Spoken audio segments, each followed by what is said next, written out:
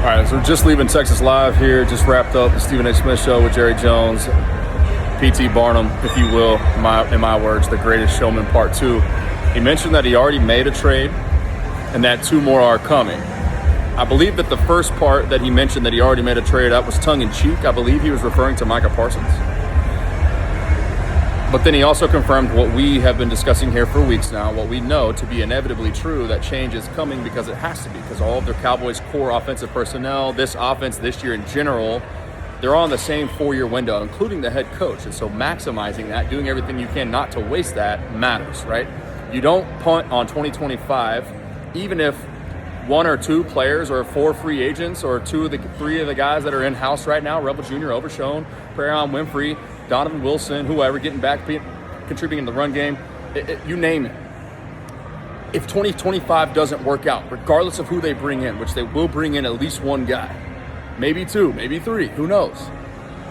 The trade deadline does not limit you or cap your team building situation, okay? Just because the trade deadline ends doesn't mean that in-house talent can't get healthy, doesn't mean that your personnel can't get better, more familiar with the system defensively, and also doesn't mean that the defensive system can't adapt itself.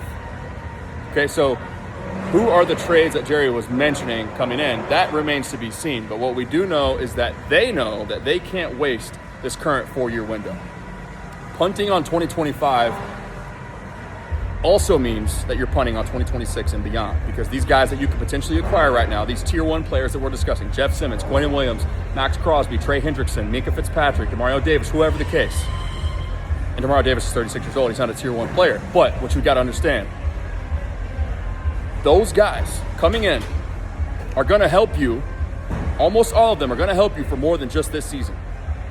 So whether the trade or trades, plural, whether the player or players, plural, in free agency, whether the player or players, plural, in-house, help you or don't help you make a long run this year, they can still help you make a long run next year.